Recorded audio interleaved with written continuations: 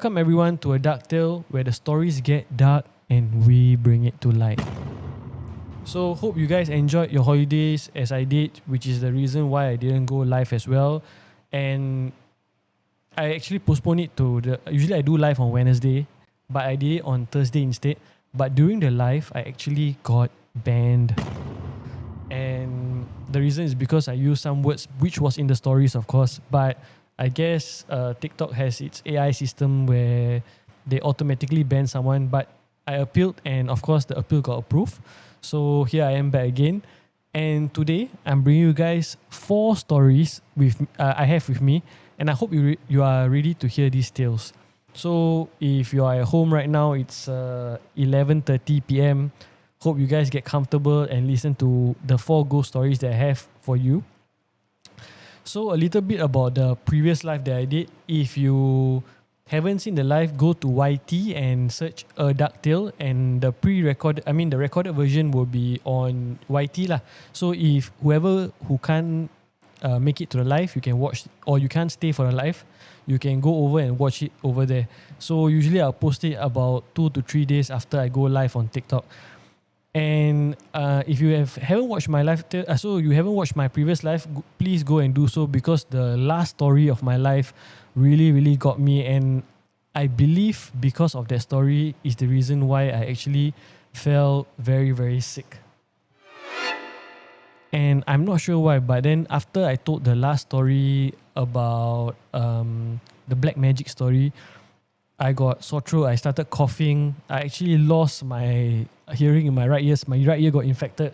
So I was down for about a week just after that live. So it was quite a journey. And thankfully, I'm better today. So I hope that I'm always better even though I tell the stories, because I don't know how the stories can affect me. Hi. Thanks for joining the live. Yeah, so of course, I went to see the doctor, and the doctor told me that there's a chance that my eardrum could rupture. But of course, hopefully not, because that will cost money, and that's money that I don't want to spend. So also during the holidays, I did see some interesting, artifacts. And I won't tell you guys this live. You must stay tuned maybe in the next live, and then you guys can find out more lah. But for now, I'm not going to reveal what artifacts that I saw. Yes, I'm okay today, Kimi. Thanks for asking, and thanks for joining the live today.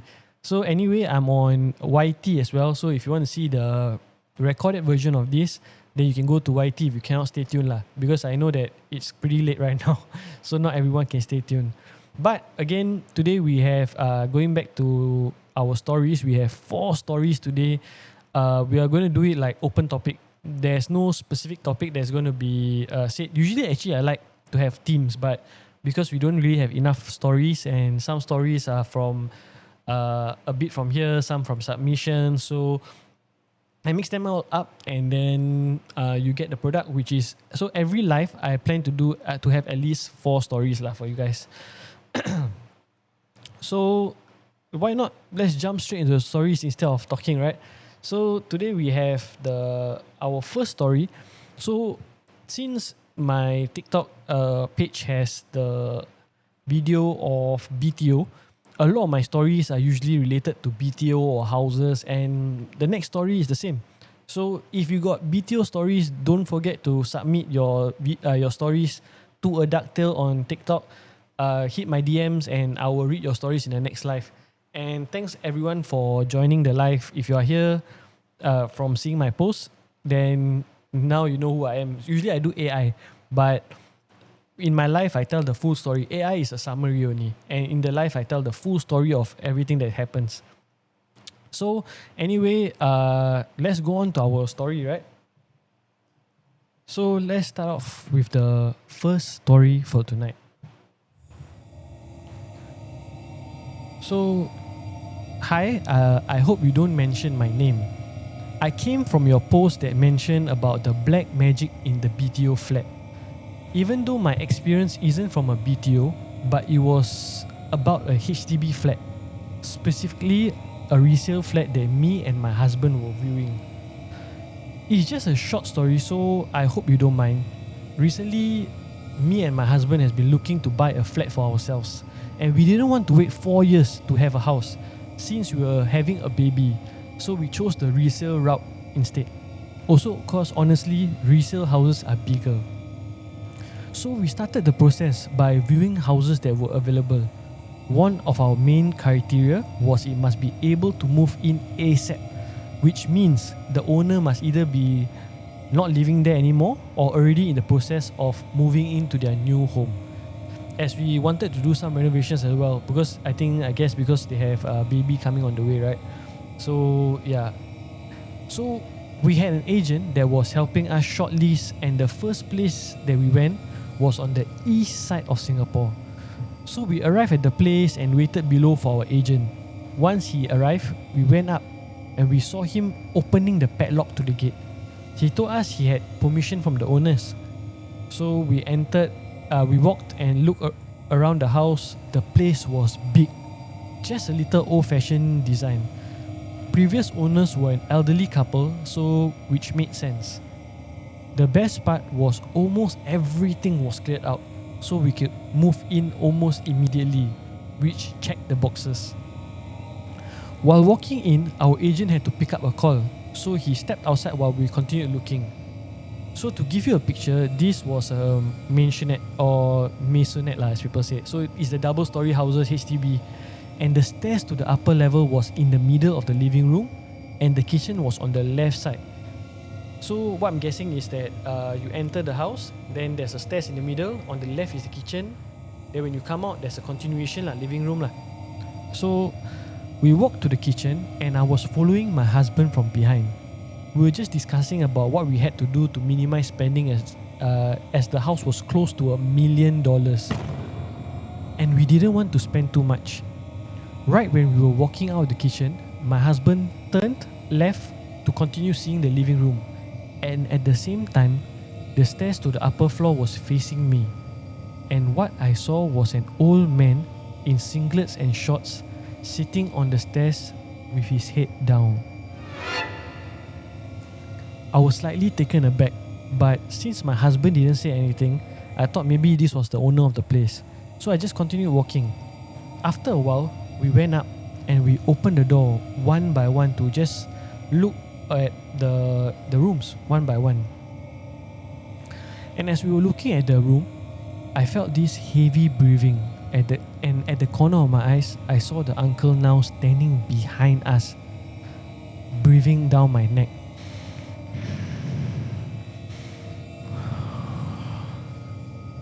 But out of respect, I didn't turn to confront him since he's the owner of the place. All the rooms were fine except for the master bedroom. It was dark, so we tried to turn on the lights, but it wasn't working. Just at that moment, me and my husband saw what seemed like a black shadow darting across the room. He stumbled back, pushing me, and so did I. And we almost tripped over until we reached the outside of the room, and the door slammed shut. Boom! Just nice, our agent came up, which also gave us a little scare as we were already startled. He asked us if everything was okay, and we just nodded. So he proceeded to show us the whole house all over again, but this time, he himself left the master room out, saying it's the same as the other room, but at the moment, we didn't think much of it. So after seeing everything, we went down to discuss further. We told him the house is a bit old and needs to be done up. He agreed and said yes, because the old man, before he finished his sentence, I said yes, the old man was there just now, but it was a bit creepy because he was just standing there. Both the agent and my husband shot me a weird look. The agent then completed his sentence. Because the old man that used to live here is no more, which is why it's move-in ready. There was a pause and the air got still just for a moment.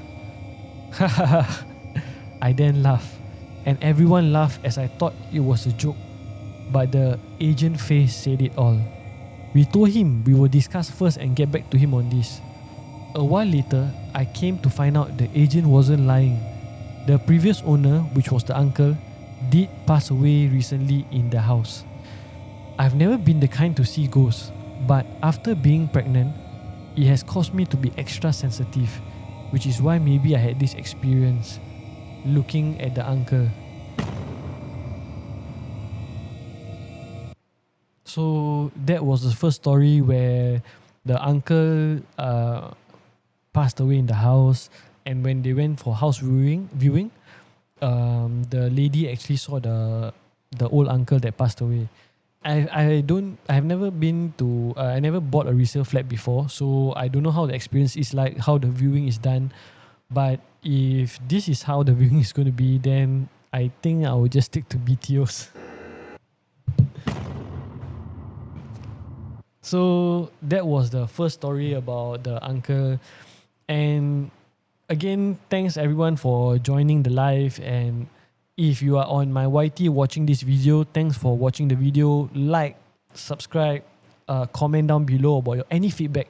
I would love to hear any feedback from you guys, because this is something new that I'm doing. And of course, if you guys are the one watching, so I would love to have your feedback on what to improve, maybe the sound effects or anything. I would love to hear it. So thanks again for watching my live. If you want to watch the recorded version, go to YT. There's the recorded version over there. And if you want to hear the audio version, then you can go to the green color logo app, the ST5. So we have it over there as well. So the second story, let's move on to the second story, okay? So the second story is about, you know how our parents always like warn us about staying out late. Doesn't matter what race you are lah. Usually if you are kids playing downstairs, they'll tell you to come back before the sun goes down. And of course, especially if you're Malay or grow up in a Muslim household, in Singapore, there's usually one rule, which is be home before Maghrib. Because that's when the shifting hours begin, where humans go back in and the devils come out to play, or the jinns. So let's start this story where this guy was a kid living in an old HDB estate.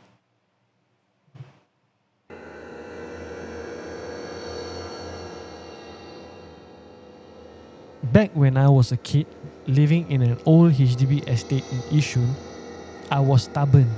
I was that naughty boy who thought my mother was just trying to spoil my fun. Our second floor unit directly faced the neighborhood playground. So every single evening, without fail, I'll hear my mum leaning out the kitchen window shouting my name. Ahmad, balik, dah maghrib. So Ahmad, of course, is not his real name lah, but I'm just using it as a reference. So how it will be like, you know, kids playing and running in the playground, then the mother shouting from on top, Ahmad, balik, dah maghrib. And as usual, I'll pretend not to hear. I will nod to my friends to squeeze in just 5 more minutes of catching. But of course, slowly the other kids would head home, their parents dragging them back, and soon it was just me left at the playground. By the time I finally decided to pack up, it was around 7:45 p.m. Right behind our playground, there was this thick forested area. Just as I was picking up my bicycle, the air suddenly went dead silent, and this smell hit me. It was an incredibly sweet, heavy fragrance. It smelled exactly like jasmine, but way too overwhelming. A whole bottle of perfume is like right next to my nose. At that moment, my brain completely short-circuited. I felt this strange magnetic pull drawing me towards the edge of the forest. As I walked closer to the bushes, I saw her. She was standing half hidden behind a banana tree. She had long, straight black hair that fell past her waist, and she was wearing a faded white dress. She wasn't moving, but she was looking straight at me, slowly waving her hand, gesturing for me to come into the trees. The weirdest part was her voice. It didn't sound like she was shouting from the wood. It sounded almost like she was whispering right into my ear. So how it sounded like was the lady that he saw.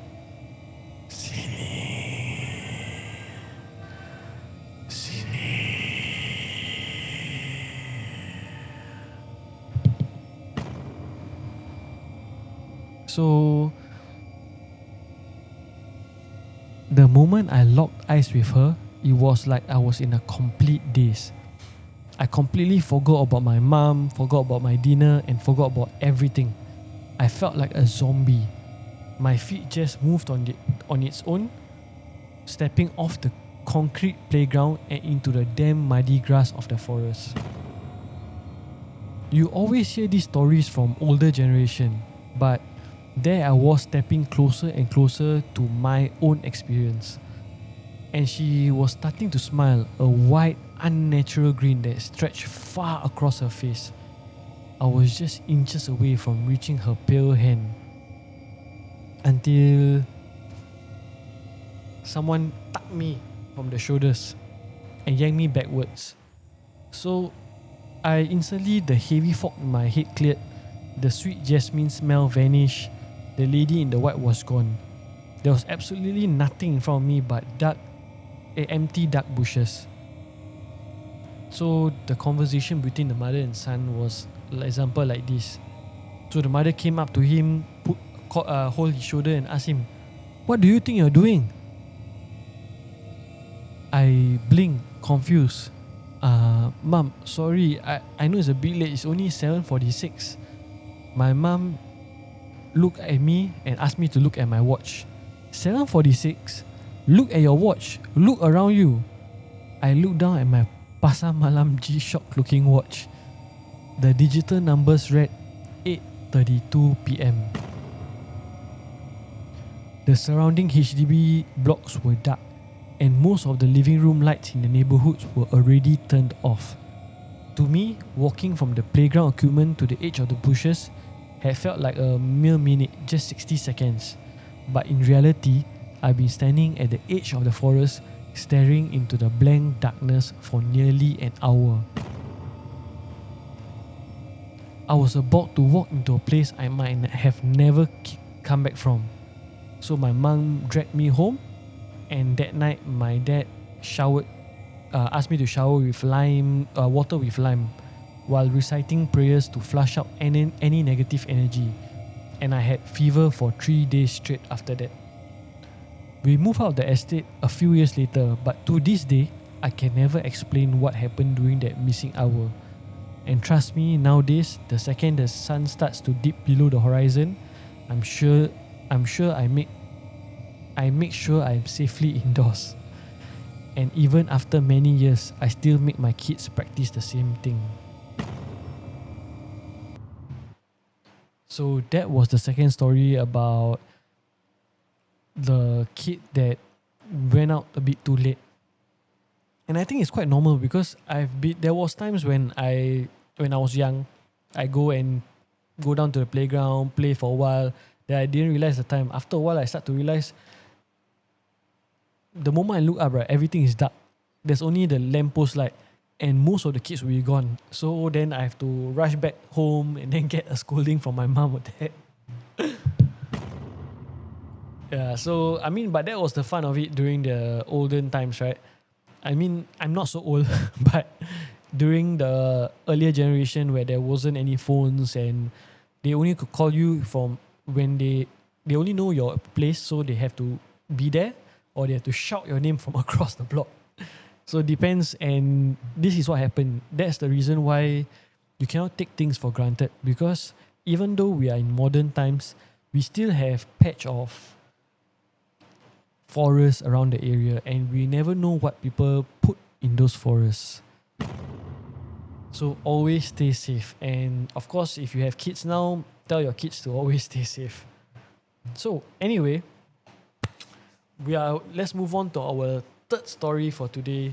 So if you are a student, and usually as for us students, we look for part-time jobs because like we want to have some extra cash for spending out, to go out, to buy some nice things, to follow the trend, right? Sometimes.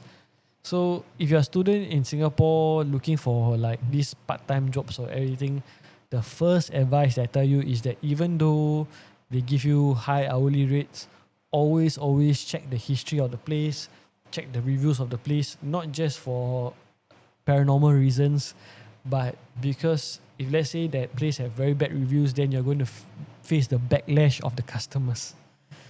So that's the thing about being part-time, right? You just want the highest rate, the shortest time, and get the most amount of money.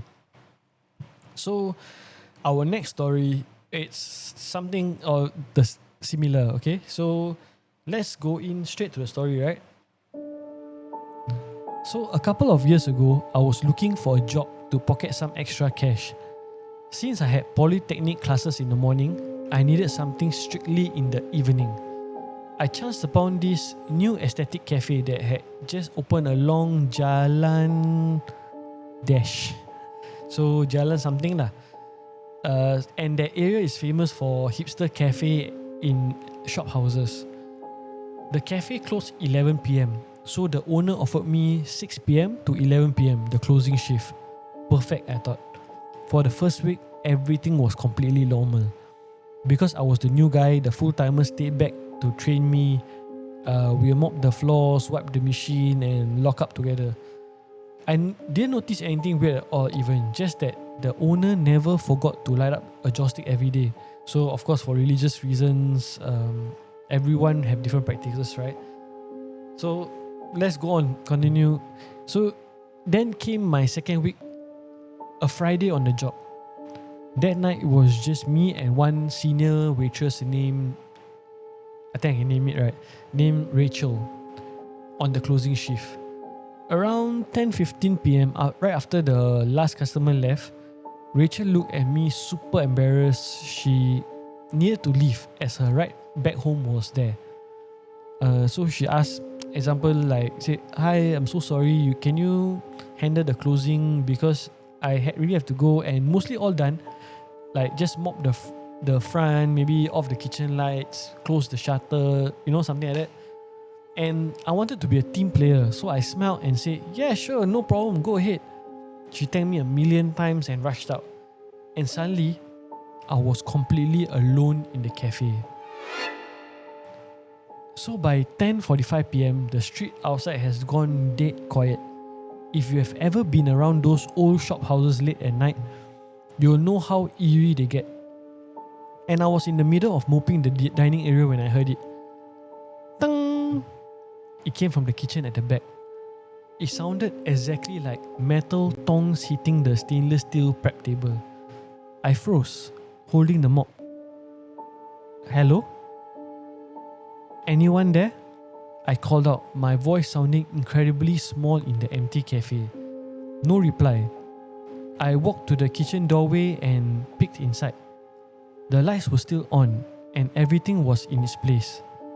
I figured a utensil must have slipped off the shelf. I shook my head, laughing off my nerves, and went back to mopping the floor. But 5 minutes later, the main dining light suddenly flickered. Out of the corner of my eye, I saw a dark, solid shadow sprint across the room. It didn't look like a shadow casted by street lamps outside. It moved against the direction of the light, gliding fast from the coffee counter straight into the back hallway.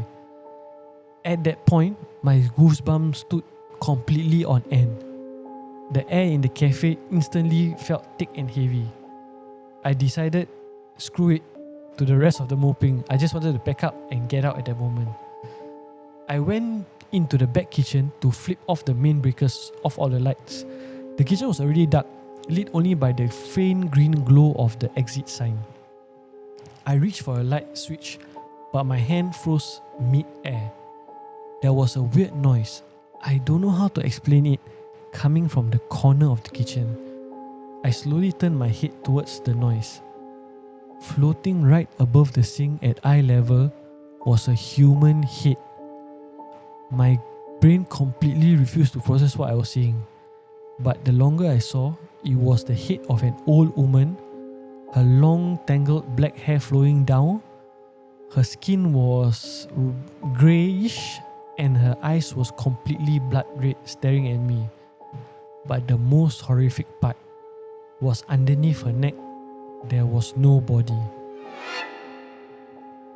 Hanging loose from her severed throat were what looked like strands of ribbon, but it was far from it. The more I tried to remember it, of how it looked like, it was tangled insides, hitting onto the kitchen floor. I didn't even scream. The sheer terror locked my throat up. My survival instinct just took over. I dropped the mop, turned around and bolted for the front door. I didn't turn off the kitchen lights. I didn't check the back door. I didn't even slide the main metal shutters down properly. I just slammed the glass door, locked it with trembling hands, and ran to the main road. Frantically hailed the first taxi I saw. The whole ride home, I was shaking so badly I couldn't even text my manager. The next morning, I sent a long WhatsApp message to the owner, told him what I saw, and resigned on the spot. I didn't even go back to collect that 1 week of salary. But to this day, the one weird thing I can't get over is how the manager responded with such calmness. It's as if he already knew.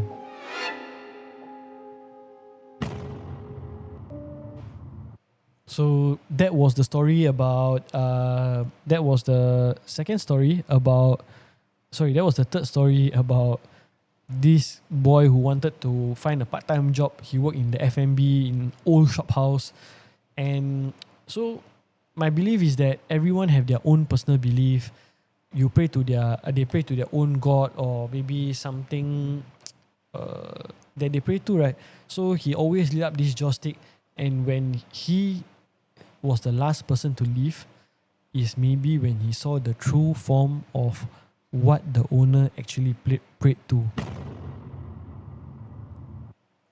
So that is the story. And again, guys, if you go find a job, of course, go and read the history of the job, the place and everything lah. But I think in this economy, it doesn't matter if the place is haunted or not. As long as the job is paying well, I think people will still work there. So that was the third story for tonight.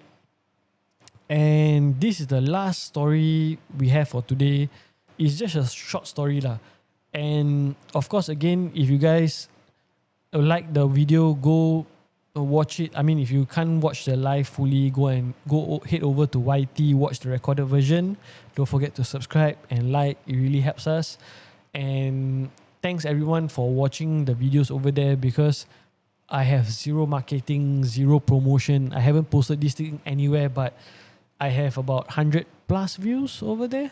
And in my TikTok boosts your videos. So without spending any money, I have about, I think, 80,000 views on one of the posts. So I consider it a win for me. So again, thank you guys for staying tuned, and of course do share your stories, because without your stories, I can't go live. And with that, we'll go on to our final story of the night. And this is a short story about someone going back home alone at night.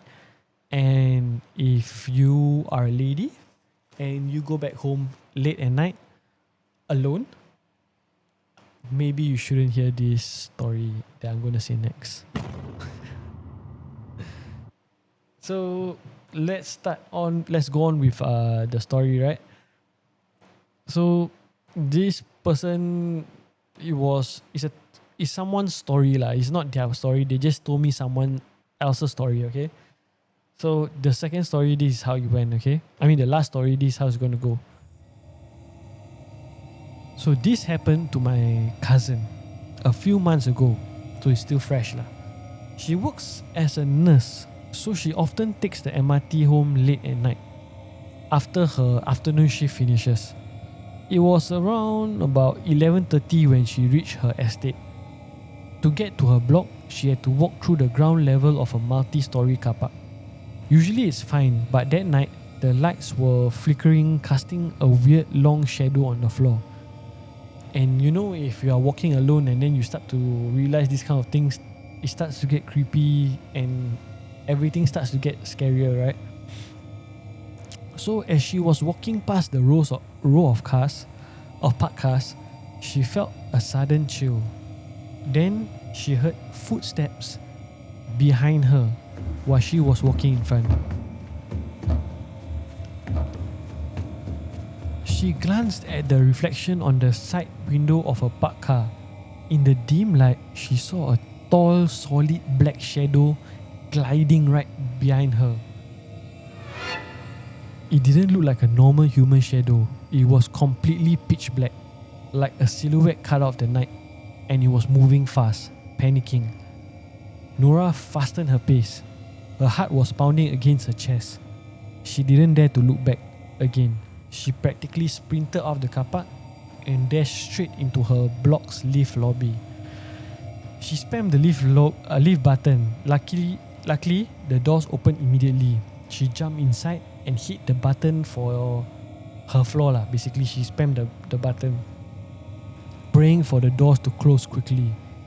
Just before the door shut, she saw the black shadow stop right outside the lift lobby, this time watching her. Nora leaned against the lift wall, breathing heavily, thinking she was finally safe. So after she saw the thing, she was inside the lift. But just as the lift started moving up, the air inside became freezing cold. Suddenly, she felt a warm breath against the side of her neck, and a raspy voice whispered right into her ear. Nora.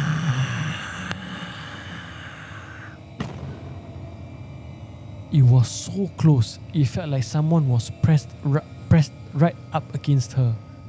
The moment the lift door ding open on the 9th floor, should have said the floor, but the 9th floor, Nora let out a scream and sprinted down the corridor. She fumbled her keys and then put inside, go in, bust through the front door and then boom, close her door and tied behind her. The whole family was still fast asleep. That night, she tried forcing to sleep, but she couldn't.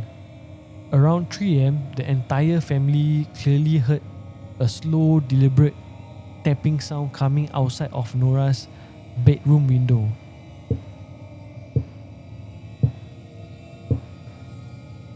And again, if you remember what I said just now, she lived on the 9th floor. So who was knocking on the window at the 9th floor? There is no latch outside for anyone to stand on. Thankfully, she just put up her hand and started praying, ignored the noise until the sun came up. Nothing happened after that night, but Nora never walks home alone through the car park anymore. So that was our final story, where it's about a nurse walking back home late at night. So she usually walk by the car park, and then you know when you're walking in the car park or walking anywhere actually, and then you look up from your phone, so you're using your phone, but when you start to look up, you realize, there's nobody around me.